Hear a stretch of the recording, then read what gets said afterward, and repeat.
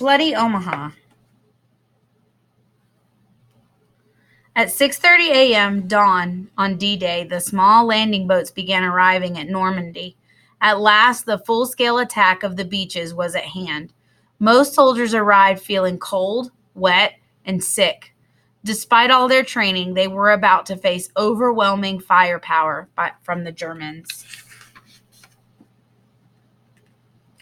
The landing at Utah Beach went like clockwork. This was thanks mostly to the paratroopers who had disarmed the big German guns the night before. At Gold, Juno, and Sword Beaches, soldiers had to overcome greater enemy fire.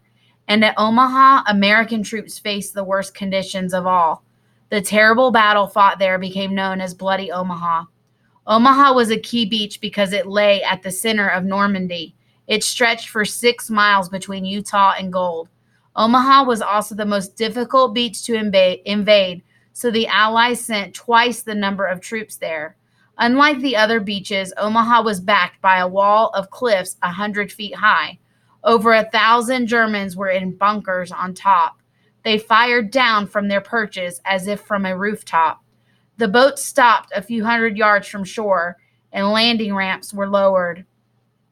Soldiers needed to wade in the rest of the way.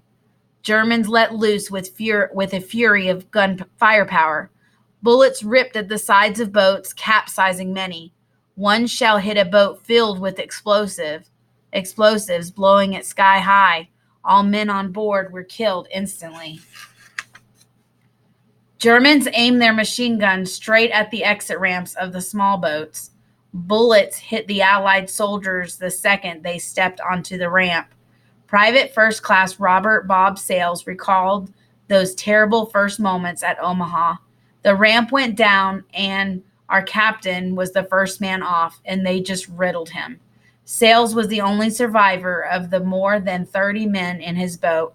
We were cut to pieces, he said.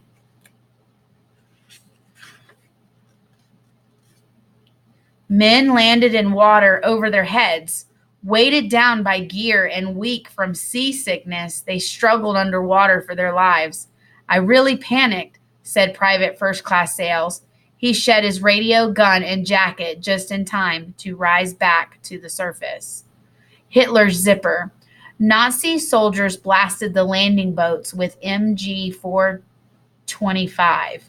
They were the fastest machine guns in the world at that time, double the speed of the American Browning.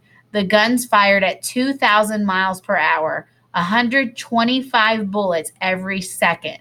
The rapid sound of its gunfire earned it the name Hitler's Zipper. Soldiers who survived the landing tried to reach shore. We had about 500 yards of water to cross.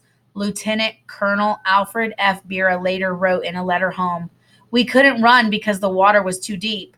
We couldn't crouch. We couldn't do anything except just what we did. They pushed forward, bullets whizzing overhead.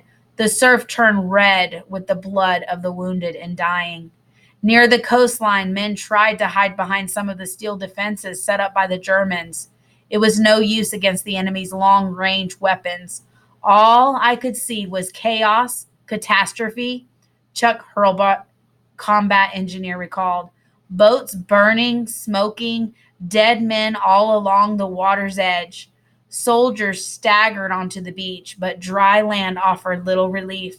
The killing zone lay ahead, 1,000 feet of open, dangerous beach.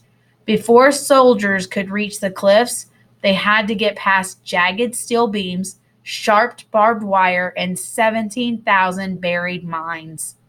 An hour after landing, the battle at Omaha was an all-out disaster. All the fire had come from enemy guns. The Allies had barely fired a shot. Soldiers fought just to save their lives. D-Day was not going according to plan.